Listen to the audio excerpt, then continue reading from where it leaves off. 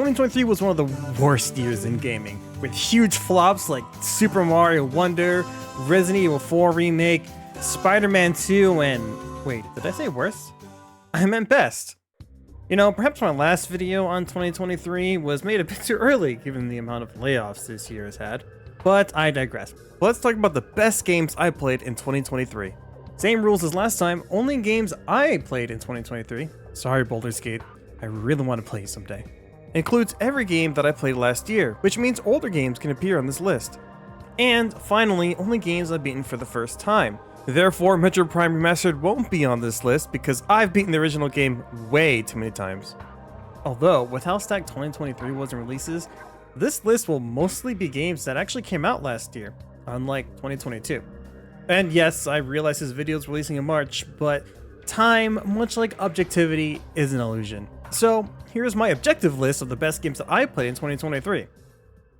Here I go! Pizza Tower. This Wario Land inspired platformer has got to be the greasiest platforming I've ever played. You'll be sledded around like you have a New York style pepperoni and ham pizza strapped to your boots. The controls take some getting used to, and I honestly didn't like how it controlled, but it works really well for this kind of game. The art style is super goofy, each level is unique, and the music is just straight fire.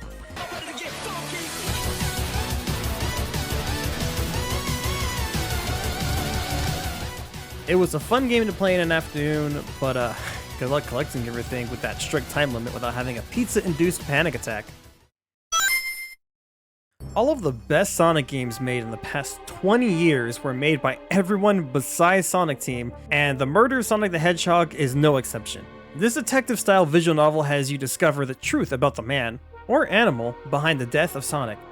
And spoiler alert, it was the Sonic Team! Never heard that one before. I really wish the game made me exercise my brain muscles a little more like Ace Attorney does, and I wish the ending didn't completely undermine the entire premise of the game.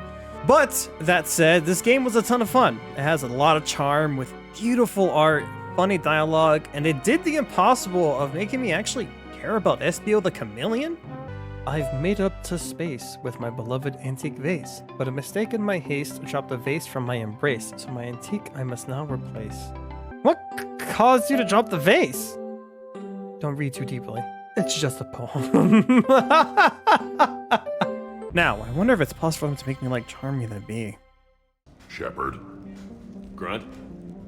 It took me 3 long years, but I finally played through the entire Mass Effect Legendary Edition, and it was an unforgettable ride. So right now, we're going to be talking mostly about Mass Effect 3, since that's the one I had never finished before, and that's the one I beat last year. And let me get this out of the way. 3's ending is kinda ass, but I definitely thought it could have been worse. That said, the Mass Effect series provides such a large, diverse, and interesting cast of characters that I don't think I'll ever see topped. And although the end of the game fails to be fully fleshed out, at least all of the character arcs had a satisfying ending, and the Citadel DLC was a heartwarming send-off for the trilogy, which had some of the funniest moments. A couple of squad mates broke me out for my birthday. Tried lowering me down the side of the building on a rope. Oh my fucking Didn't work god. out. 3 also definitely has the best gameplay of the trilogy, and it's super fun being a vanguard and exploding people left and right. That is, if Garrus doesn't get to the enemy first. Jesus, Garrus, relax. Fucking relax. Wait, I got this one. Garrus, I got this. Garrus! Leading up to Pikmin 4, I beat every Pikmin game for the first time, and Pikmin 4 was easily like the second best Pikmin game I've ever played. The game is absolutely gorgeous, and the streamlining of some of the mechanics are great. For the most part, I like the upgrade system, and Poochie was such a wonderful addition to the team. I had a blast going through all the levels, but I had a lot of small nitpicks that puts this game below Pikmin 2 for me. Like the awful dialogue and the story that won't let me play the game. I can't fast forward the text. Oh my god, what is wrong with you? I felt like I was playing Skyward Sword all over again.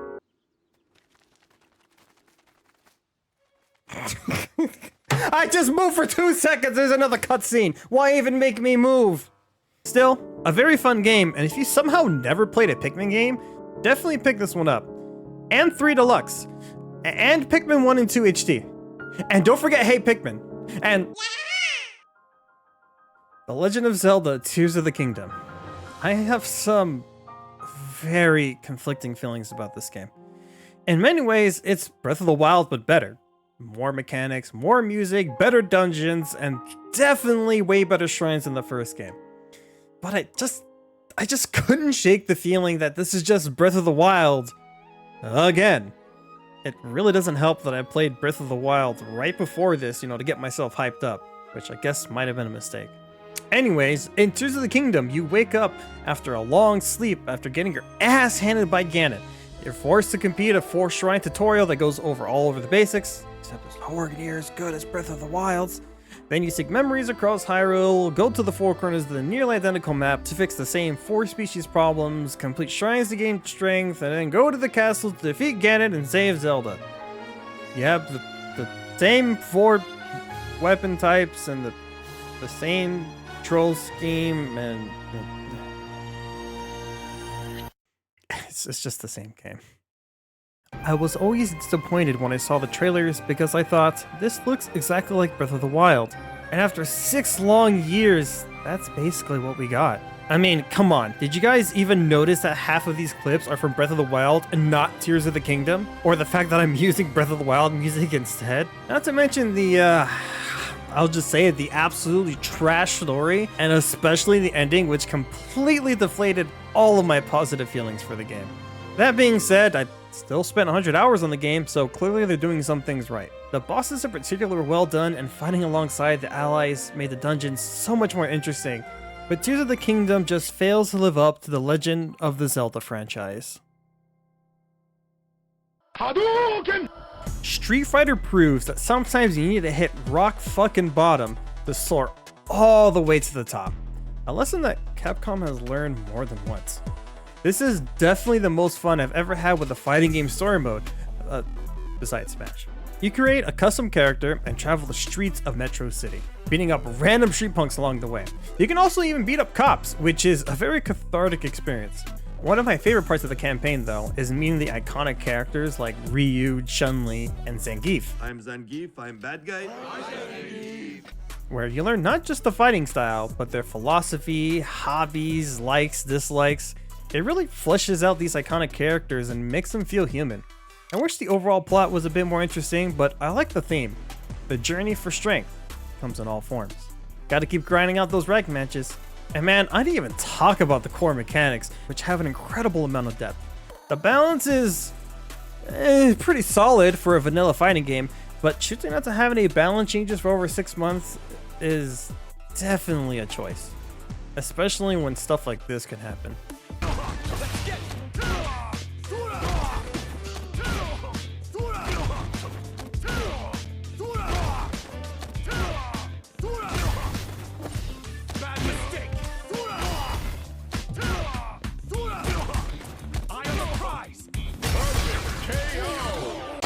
I'd like to interrupt this video to point out that in between recording and editing this video, they actually did the first balance patch ever and patched this exploit out specifically.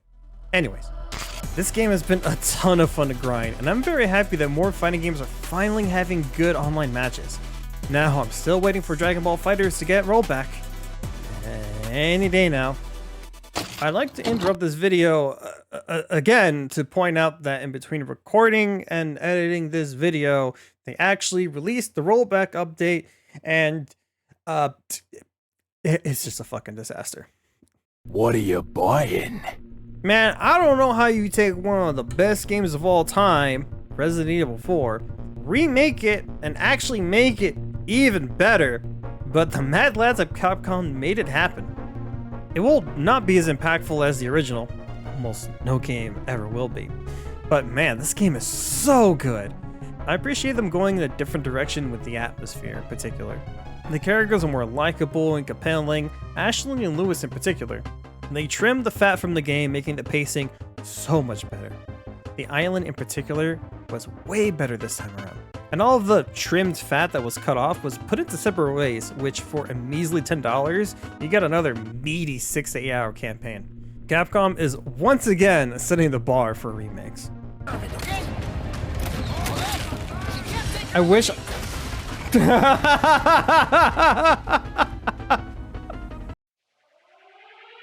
Back on the Nintendo GameCube, Capcom released a small budget title called Beautiful Joe. It was a game with a beautiful cel-shaded art style, starting a very cocky and immature protagonist where he beats up robots, gets graded for it, unlocks moves by buying upgrades after each level, and you can beat the game in just over a weekend. It's one of the most unique and memorable games I've played. I'm not talking about that game. In 2023, I'm actually talking about Hi-Fi Rush. Hi-Fi Rush, which was developed by Bethesda, is a small budget title with a beautiful cel-shaded art style, starring a very cocky and immature protagonist where he beats up robots, gets graded for it, unlocks moves by upgrades, and yada. You get the idea. While this game is obviously very different than Beautiful Joe, Hi-Fi Rush gave me those same feelings I had as a kid, which is precious. Beautiful art style, childish jokes that can sometimes fall flat. Shut the campus down. Which section? All of them! All of them! Fuck it, I wrote this game. Simple gameplay where you whack robots to the beat of music, and very unique and interesting boss fights that are challenging but aren't frustrating. Unlike some games that I'm gonna talk about later. This was one of the last games I played, and it made a great impression. I highly recommend anyone to buy this game, just to tell the gaming industry, we want more games like this, instead of whatever the fuck Starfield was supposed to be. Super Mario Wonder is like the best 2D Mario game since Super Mario World. The first time I touched a Wonder Flower, me and my girlfriend would go, "Oh my god!" Now imagine that every single level made us feel that way. Mario Wonder is like an acid trip that doesn't stop throwing new things at you until the very end, which had one of the best Bowser fights in the franchise. And it doesn't end there. The special world challenged you in ways I didn't know was possible. Super Mario Wonder is undoubtedly the best game that came out in 2023, and the second best game to have Wonder in the title. We've entered the lightning round. I will give a short one-sentence review about each game because I don't want to make this video an hour long. Bloodborne is like Dark Souls, except without shields, magic, heavy armor, build variety, Estus flash, interconnected world, less diverse areas, running at half the frame rate, and most importantly, lacks fun. Demonologist, it's like Phasmophobia, but worse.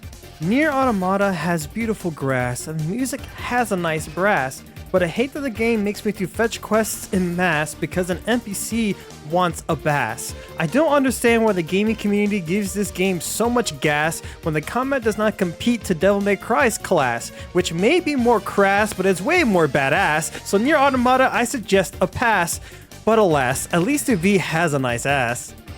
I played the open beta for Diablo 4, which included all of Act 1, and it was pretty good, but unfortunately the rest of the game is only downhill from there, with the endgame being more grinding than your mom at the strip club. Armored Core 6 is the best game that I keep forgetting I even played. I actually had to remind myself several times to put it on this list. If you've never played a Metroid Prime game, or never played a Metroid game in general, or if you've never even played a fucking video game, you should go play this beautiful masterpiece right now. While the story from Mortal Kombat 1 was a fun romp and the game is visually stunning, but the animation is still kinda ass, and I couldn't find a character that I actually like to play. So Street Fighter is the fighting game I recommend playing this year, even though both games have disgusting business practices. Holy shit. Whisker Squadron Survivor, a Star Fox roguelike that is a ton of fun that I can't wait till it's out of early access so there's more games to play. Lies of P fails in many of the same ways as Bloodborne does, with linearity and uninteresting level design, with bosses that are so difficult to the point of pure frustration. They forget that Dark Souls is both difficult and fair, and not just difficult. Chants of Sonar, a fun adventure game where you learn unique languages and become a translator for different cultures, except they put several forced stealth sections in this game, and the ending is pretty weak, so it doesn't quite make the list. I wish I could say I like Lethal Company, but there's so much downtime, I just get bored to tears every time I play. Since I already burned all goodwill from Software fans, I might as well burn the Sonic Bridge too. Sonic Superstars is the worst 2D Sonic game I've ever played, and yes, I'm saying it's even worse than Sonic 4 Episode 1. Because at least that game actually worked? Whoa, what is happening? Oh, what did we do? We broke the game! Have you ever played a video game where you can just feel the developers put all of their heart and soul into it? Celeste, Dust, and Elysian Tale, One Shot, Undertale. All of these indie games, I can feel the passion and love when I played them for the first time. Tunic is another indie game that just oozes with charm. You play as this little fox guy, and the game looks a lot like Zelda. Top-down view, wears a green tunic, you have a sword, eventually a shield, you cut grass, and you collect the 3 gems to save the princess or something. But the more you play it, the more it shows that it's actually like Dark Souls. You have bonfires where you rest, the enemies are aggressive, you have a roll button, there's a stamina bar, and the world is actually totally fucked. Also, I really fucking love the music in this game.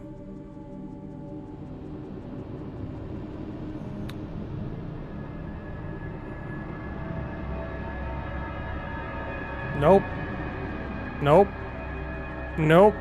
But that's just surface level stuff. What makes Tunic so special to me is its atmosphere. You get these pages that look very similar to classic instruction manuals that would come with your Super Nintendo games, but you get them one at a time. The more you collect, the more you'll learn not just the game mechanics, but the lore of the world itself. You get pieces of the map bit by bit, but you're not sure which piece of the map goes where since you're getting the pages out of order.